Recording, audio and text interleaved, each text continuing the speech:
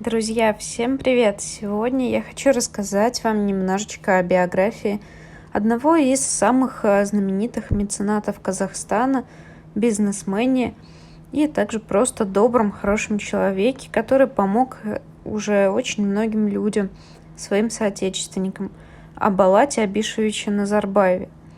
Родился Балат Абишевич 23 марта 1953 года в селе Шамалган, это Алматинская область. Его отец Назарбаев Абиш, мать Назарбаева Альжан также проживали там. Последняя должность – это основатель благотворительного фонда, о котором мы рассказывали уже в предыдущих видеороликах, наверняка вы их смотрели. Что хочется сказать по поводу этого поступка? Наверное, если бы таких фондов было больше, то жизнь нашего народа была бы тоже намного лучше.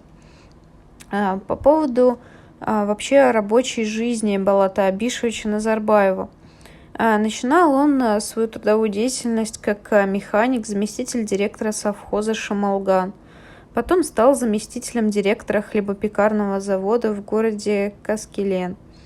Предпринимательская деятельность в области реализации шкур мелкого рогатого скота. Вице-президент ТО «Энкар Агро».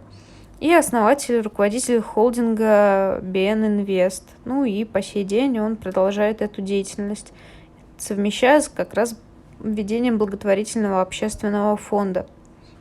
Имеет несколько государственных и международных наград, премий, почетных званий. Это орден Парасат, почетный гражданин Карасайского района, почетный гражданин Алматинской области. Даже есть у Балата Абишевича медали. Это 20 лет Конституции Республики Казахстан, 25 лет независимости Республики Казахстан и нагрудный знак гвардии «Отличник Советской армии».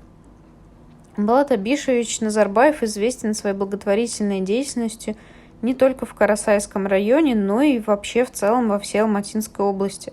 Он оказывает материальную поддержку обращающимся гражданам, которые нуждаются в неотложной медицинской помощи, и также оказывает материальную помощь детям, сиротам и поддерживает Дом культуры Карасайского района.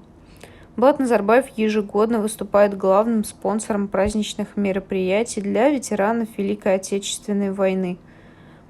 Что еще можно сказать об этом человеке? В 2016 году, после того, как он основал фонд «Центр для детей», которые оказались в тяжелой жизненной ситуации, уже 65 воспитанников находятся в этом фонде, вернее, при нем и всячески развиваются. Фонд ежегодно спонсирует спортивные и культурные мероприятия. Также в этом году Балат Назарбаев выделил 150 миллионов тенге на борьбу с вирусом коронавирус-19. Проходил службу в советской армии. Можно сказать и сделать вывод о том, что Балат Назарбаев действительно честный и порядочный человек, и хотелось бы, чтобы таких меценатов было в нашей стране как можно больше.